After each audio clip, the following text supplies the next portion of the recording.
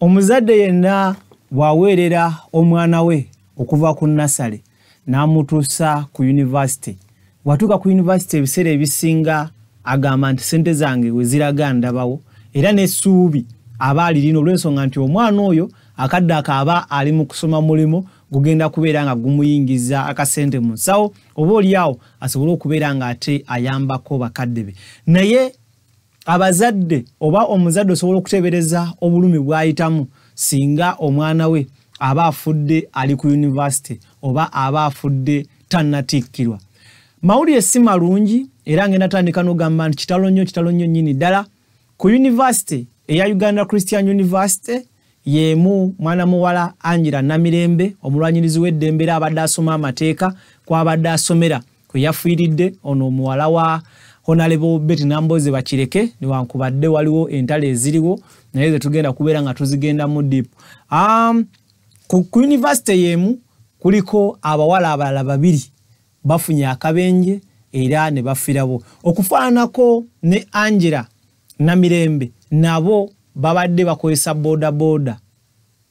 era akabenje ke kavudde ababiri bano ne bava mu bulamu bw'ensi. Mbadde sinakweyanjula omukutu oli ku Viki exclusive akubuza konze wansali kejol ntudde ku Ramunange Viki atasobodde kubeera okutusako mbeera nga bwetambula naye nga bwe toyamu okutusanga kama uliri agakagwawo wabataliwo nkwatamu nsobola okubeera nga atoboli awo nkutegeeza embeera nga bwetambula. Obotega video jimpereka like ojwa kaleko oboji wadde omuliro okutambula etukeneko yenna gwetana bakubanga ate etuukako. Mawulire si malungi era ngenda kiddamu nga men kitalo nnyo nnyini ddala era tusaba Omukama Katonda akwate ku mitima gy'abazadde abagumye basobole okubeera nga ate obooli awo bayita mu mbeera eno. Akabenje kano weekend ebaddemu ebintu bingi era waliwo abatasobodde kubeera nga bategeera akabenje kano. Akabenje kano kagwawo ku lunaku lwakuna ekiro saawa 4:2 okusinziira ku ripoti ya polisi. Mwana muwala mulungi Lauline Mugume ne munne we bali batambula oyo golaba ku screen yo ye mulungi oyo golaba ye mulungi Lauline Mugume abadde n'emyaka 22 ng'asoma amateeka ng'era Angela gabadde asoma ne munne gwe yabadde naye ku boda Brittany Treasure oyo golaba naye abadde alina emyaka 22 lwakuba ye abadde asoma kosi ya data science awo ku UCU naye bwatyo yavudde mu bulabu bw'ensi eno. Ngenda kubeera nga nsaba producer asooka atuwe ku katambi omwami eyakuta akatambi kano mukwano gwange era munamawulire newankubadde akaddako yali atambula bibye bwatyo akabenje kano n'akagwamu awo. Akabenje kano kagwa weeyogerere weeyogere ku mafuta awo ge bayita aga shia amafuta ga shia we wagwa akabenje kano era okusinziira ku mwami ono yakwata akatambi kano angambye nti akabenje okubeerawo konvoyi ya Deputy Prime Minister omukyala Lukia Isanga Nakadama yali eva mu bitundu by'e Busoga ngeda Kampala. Kati we yali everi owa taxi ye yali ava Kampala ngadda mu bitundu by'e Mukono naye nga owa boda okwali mulungi Lauline Mugume ne munne Britain Treasure yali muli maaso. Kati owa taxi ono yali ayina gwayisizza kati akamotoka kano akafungwa barabara akava saidi zeri Busoga okudde Kampala akayerulira konvoyi ya Deputy Prime Minister nikajanga kakuba engombe. Omwami ono wa taxi namba UAV 453V kika kya drone yekanga akamotoka akafungwa barabara bwati emotoka najiugula omulundi gumu nakuba abali ku boda era bonna bwe batyo ne bafiirawo. Boda eno yaliko omugoba wayo yafiirawo mulungi yafiirawo Treasure naye n'afiirawo naye enfa ya mulungi ngenda kunnyonnyola mu maaso awo nga tumaze okubeera nga tulaba akatambi kano yafiira mu bulumi ng'abantu balaba naye lwaki kyaliwo ekityo ngenda kubeera nga nkikutegeeza katusooke tulabe akatambi ako akaakwatibwa omwami Omulangira Dembe yaliwo ku ssiini era yalaba buli kimu ekyagenda mu maaso. Pavini Pro sooka ompe katambi ako. Amanya abantu bano bafunye akabenje ku mafuta ga share ebweyogerere ku mafuta ago wane ebweyogerere abantu bano bafunye akabenje abamanyi tambuza obubaka ng'obudde bukya endagamuntu yeeno omukyala ye Majorin ye Mugume Laurin ye mukyala ono n'omuwala abadde asomera ku UCU mulungi teeka Lilian yeddala eri mulungi abadde asoma amateeka ku UCU ono ye Mugume ono ye gundi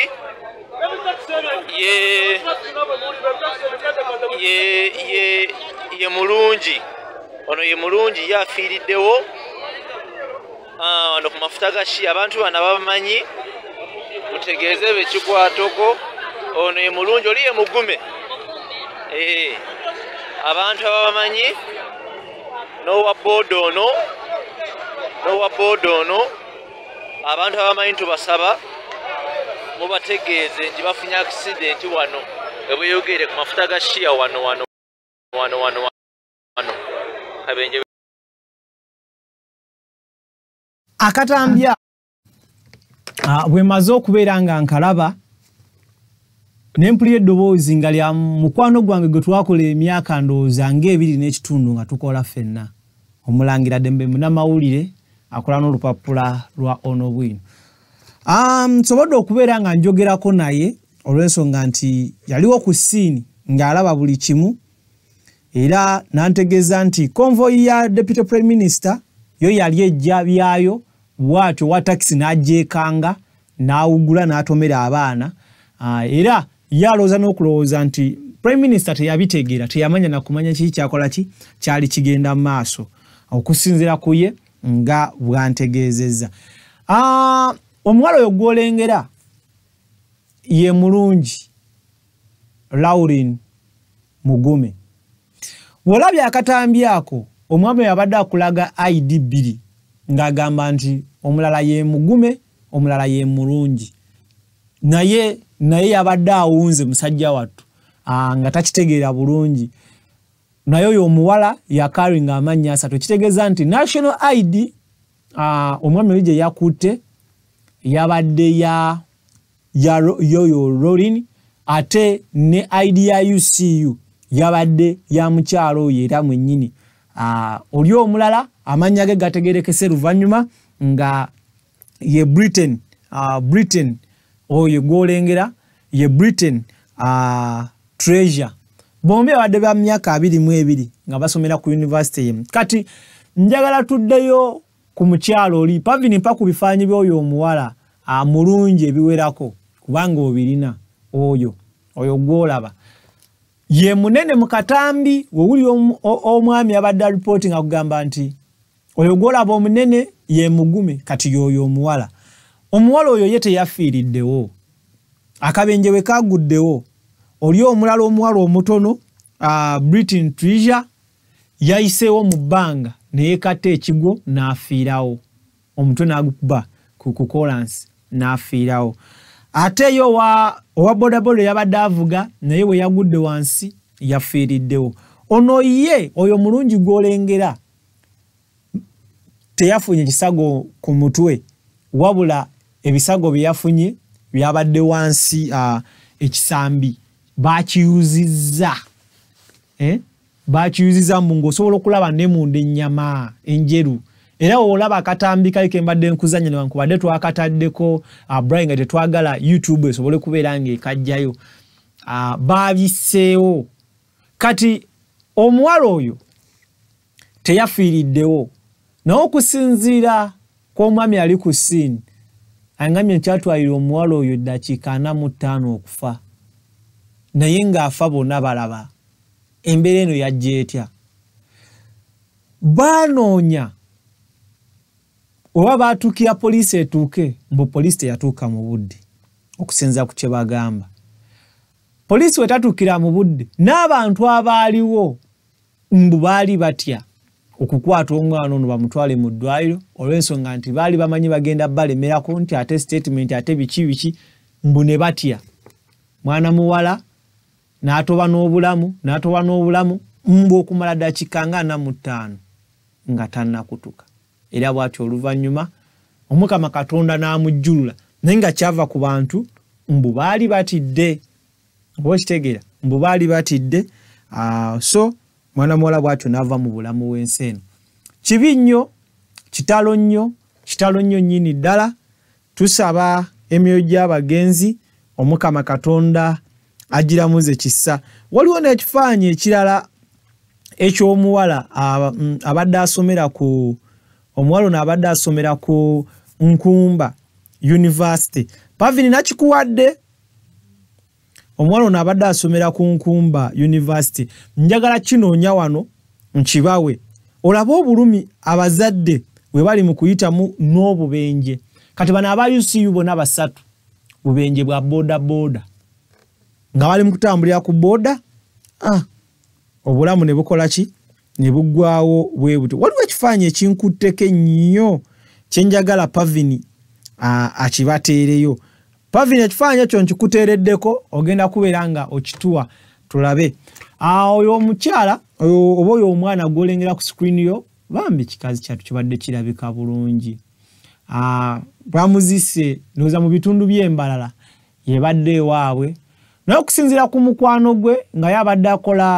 social work ku UCU yabadde ye Solomon ekerinnya lya Solomon agamba nti oyo mukwano gwe mugume yamugamba nti ayagala genda Kampala balinayo pate gye balina ogendako era mbuye n'amugamba lwaki ogenda naye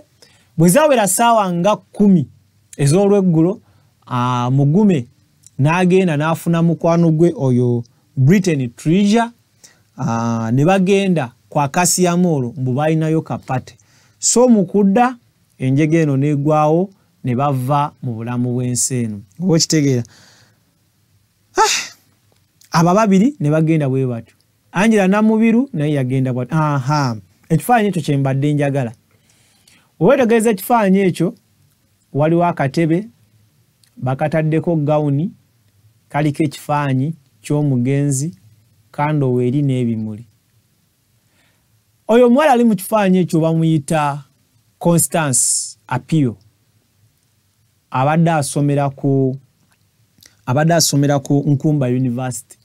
nga y'omu kwa abadde balina okutiikira olunaku olwaleero batiikidde bakusaasira ba General Shande mwe bayitidde n'oyo mwabadde alina okubeera nga atiikirirwa naye teyasobodde kubeera nga atuuka ku lunaku luno oyo y'omu ku bantu 46 abafiiridde mu baasi mu kabenje ka baasi akagudde wali eri ekiryandongo ndowooza olaba baana ba masomero mu wiiki emu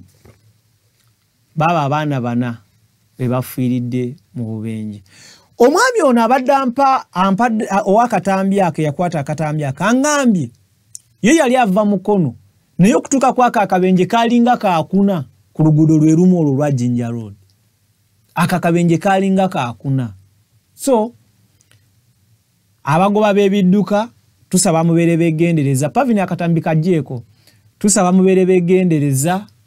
obulamu bw'abantu n'ebiroto by'abantu bingi byemutta nga muvuga amako woba ovuga motoka nga mulimu abantu boosaabaza manya obulamu bwawe buli mu ngalo zo woba ovuga ku kkubo manya nti ekkubo liriko abalala abalikozesa oba okitegeera so akabenje bwe katyo bwe kaali ne katuga abaana ab'obuwala abato abalabika obulungi ndabyeko wano ku ID ebadde ya mulungi yes ID ya mulungi bambi yazaalibwa ennaku z'omwezi nga 3 omwezi ogw'omusanvu omwaka 2023 abadde muwala muto abadde yeeyagala. So embeera y'obwetyo bweri ndowooza tusisinkane mu updates eziddako akuume atakuumira mpeera mweraba.